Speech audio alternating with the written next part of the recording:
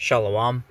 First and foremost, I want to give all praises, honor, and glory unto Yahweh, Bahashem, Yahweh Shai, Bahashem, Rachakwadash. Double honors to the apostles of Great Millstone, and peace and salutations to the Akim who are tuning into these videos. In this video, I want to go over certain things that have happened recently with these earthquakes. Now, we had held the Passover on April 1st, just a few days ago, and while the brothers here in the Bay Area branch of Great Millstone were holding the Passover, we finished the ceremony and we ate the lamb. We were starting to speak, fellowship, but then all of a sudden we felt a jolt in the building, and it was pretty much a 5.0 earthquake. And then after that, we were rejoicing in the spirit and glad, because we knew that basically that was just a sign that our salvation is nearer than we believe.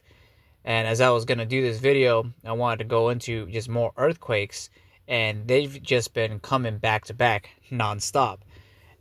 These earthquakes are starting to escalate in magnitude. So I remember last year when a 5.0 earthquake happened, I did a video on it. But then a few months later, then another 5.0 earthquake.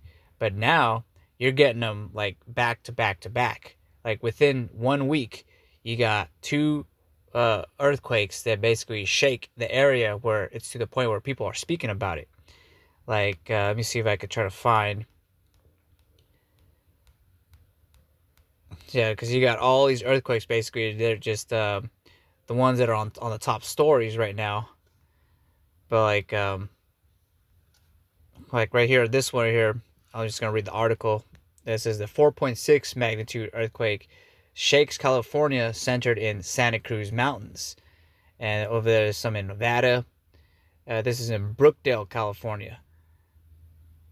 See all these earthquakes right here, and then even on the northern side of California, which they're just small earthquakes, but like if you understand how earthquakes are, the more these little ones happen, the bigger ones start to get more in like size and magnitude. It's basically like you're twisting like a piece of metal, and it's going to spring. That's like how those earthquakes happen when they're on the fissure, when they're like shaking on each other. They basically get to a point where they crumble, and it shakes the whole area. Now, if you know about the Bay Area, like with this article in Hayward, that's where actually the main fault line is at, where when it happens, it's going to be like in that area over there on the East Bay, where it's just going to cause a total devastation in this region. And so you can just see that this place is just ready for this place's judgment, for Yahweh Bashim Yahweh Shai to visit this place. And as he's visiting this place more and more, day by day, you're going to see these earthquakes start to rise in number, more so than it was yesterday. So the first precept I want to read, because like the earthquake that had happened during the Passover, this was the mindset they were having, in that we were basically getting ready to be like pilgrims. Lord's will that this is the last Passover that we have to hold in this current society, and the next one we're going to do it when Yahweh Shai is with us. Like as he says when we drink the wine, that he's not going to drink wine until he drinks it new with us.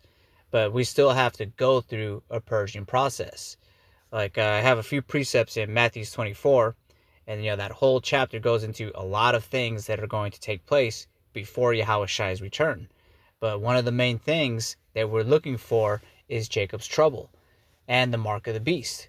Once that's implemented, we know it's just only a matter of days, a matter of seconds pretty much. But until then, we still have to lock in. We still have to purge ourselves and basically get in the spirit more and more.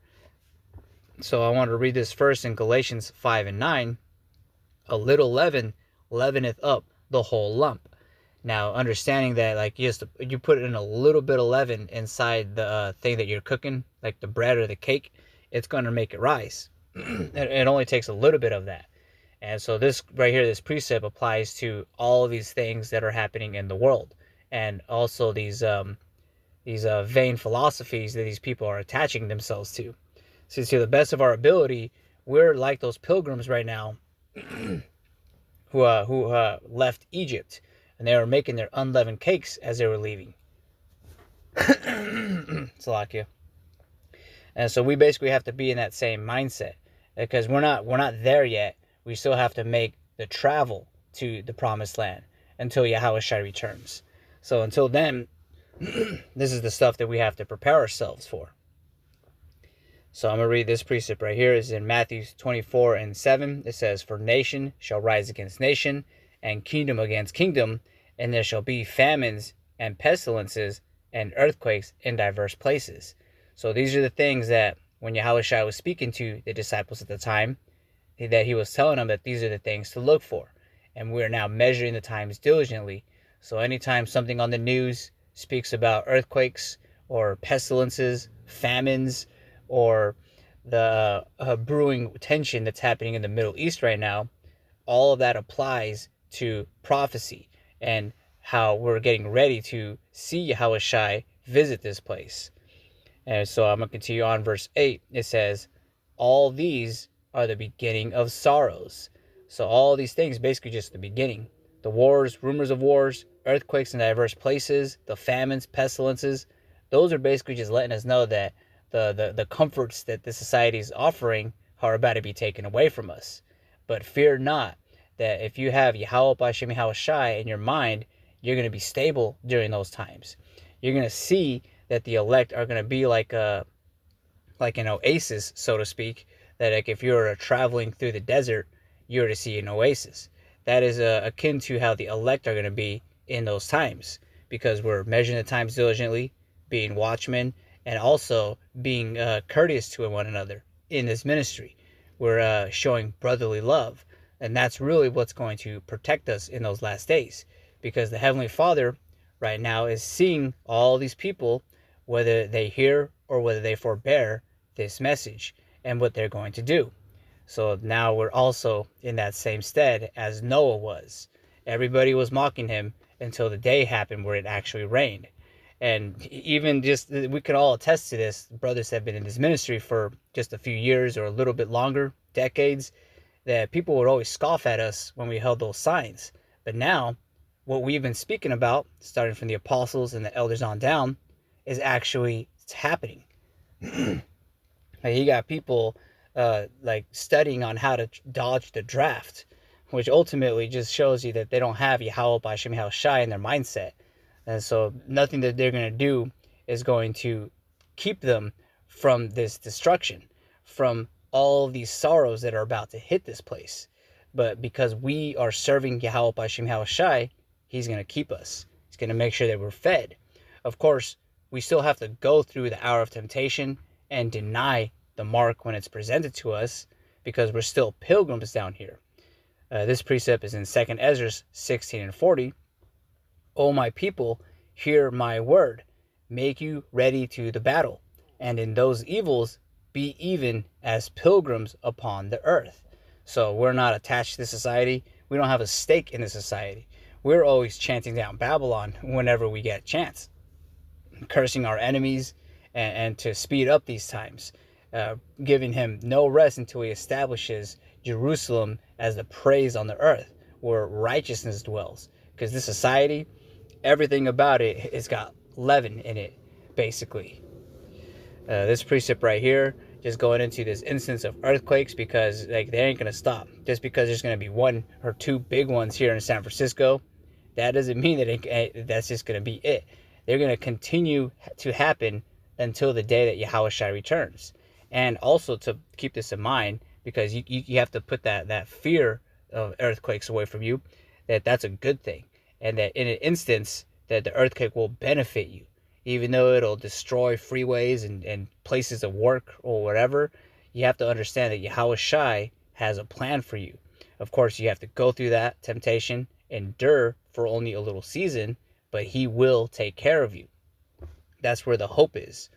This is in Acts 16:26. "And suddenly there was a great earthquake, so that the foundations of the prisons were shaken, and immediately all the doors were opened, and everyone's bands were loosened."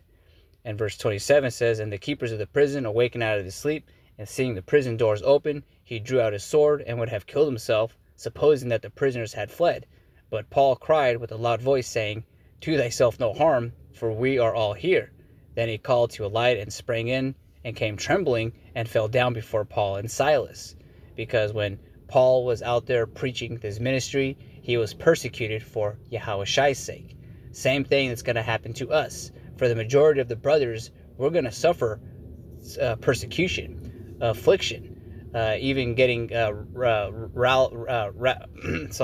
up into one of those FEMA camps.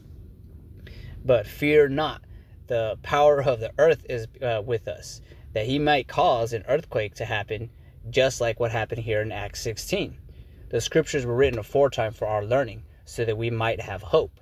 So when we read these things, that's why you shouldn't have a fear of an earthquake, because although it will cause devastation, it's for the betterment of Yahushai's men down here.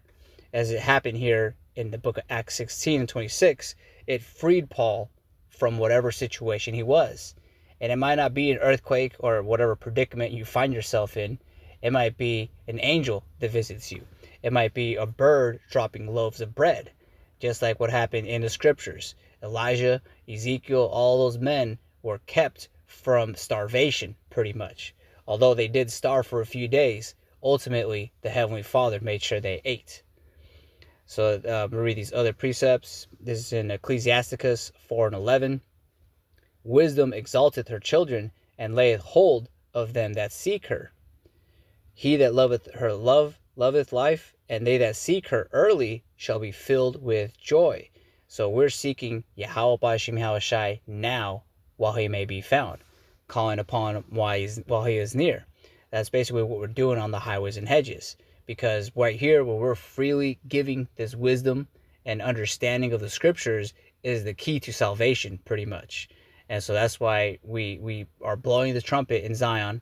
And of course, only the elect are going to hear this message and stay with us. But this is where it was literally going to keep you from the hour of temptation, from starving like the rest of these bug outs. This is Isaiah 33 and 6.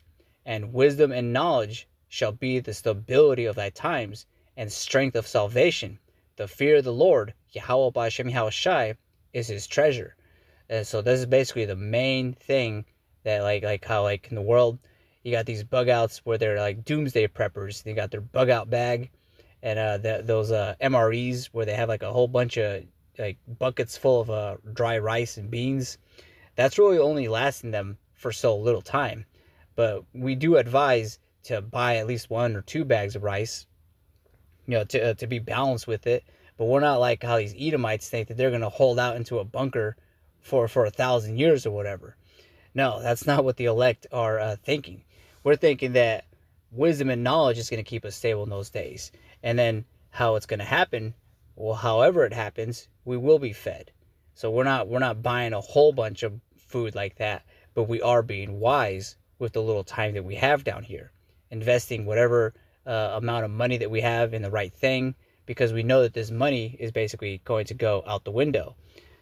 And then they're going to roll out the MLTB. It's going to be a digital interface. So right now, while you can, maybe stock up on a few things, not a whole bunch of things, because we're basically pilgrims down here. Like, just have it in the mindset of how when we left Egypt, we were still making the unleavened bread with us, basically eating it like a trail mix when we're out there walking. That's kind of like the mindset that you should have. Just stuff that's only for the transition, because we're about to go to glory. We're not going to be here for so long. All right, so this other precept, this is in Matthew 24 and 13. It says, but he that shall endure unto the end, the same shall be saved. And this is the mindset that you have to have. We're not like these other people who are preaching prosperity or heaven and hell. We're preaching that you have to endure. We're preaching that you have to have faith in Yahweh B'Shem Yahushai, and he's going to deliver you. So like as it says right here, you're not just going to get baptized in some dirty river and all of a sudden you can go to heaven or whatever. That's bogus, and it's not in the scriptures. What is in the scriptures is that all these things are going to come to pass, but the end is not yet. But he that shall endure unto the end, the same shall be saved. And so you want to be those that endure unto the end. This is Proverbs 11 and 4. Riches profit not in the day of wrath, but righteousness delivereth from death. because all the things that these people are boasting and bragging about in this society is going to come to naught pretty soon when earthquakes happen, or the wars come into the American soil. However it's going to play out, because we definitely know that all of these things are going to happen, but none of the things that we have stored here are going to profit us. These people are basically just trying to store all these riches, but none of them are storing the wisdom, knowledge, and understanding. They're basically like the 5 foolish virgins who basically didn't have enough oil, and then when the bridegroom came out, they were left out in the wilderness. And the ones who were wise, they had the oil, they were invited to the wedding. All right, so I'm going to read these last precepts. This is in Ecclesiasticus 30 and 14. All right, so it says, better is the poor being sound and strong of constitution than a rich man. The It says that a rich man that is afflicted in his body. And to a person like in this society, if they don't have the wisdom, knowledge, and understanding of the scriptures, then they're basically a bug out. And they don't have the right mindset. They're basically they have the plague of the mind. Like even Esau will tell you that the scriptures has some gold in it. I forget which president it was, Theodore Roosevelt. He says that the most important thing that a person should know above all college education is the understanding of the scriptures. And so that's just to let you know that these people are aware of those things. It's just that in today's times, none of these people want to do that because they're all walking in that broad gate. And the last precept I want to read is in Ecclesiasticus 33 and 1. It says, there shall no evil happen unto him that feareth the Lord, but in temptation, even again, he will deliver him. Verse 2, a wise man hateth not the law, but he that is an hypocrite therein is as a ship in a storm. So all these people who are walking the broad gate, as opposed to us who are walking the straight and narrow, that like we're akin to like an oasis in the desert, or a strong mountain to hide you from the wind, the tempest. That's the elect. But to the 2/3 and the rest of these bug outs, they're likened unto a ship in the storm. And verse 3, it says, a man of understanding trusteth in the law, and the law is faithful unto him, as an oracle. Prepare what to say, and so thou shalt be heard, and bind up instruction, and then make answer. And the instructions are found written in these books. So with that, I want to give all praises, honor, and glory unto Yahweh, Bahashem Yahweh Shai, Bahashem Rakal Kadash. Hopefully this video was edifying, and Shalom.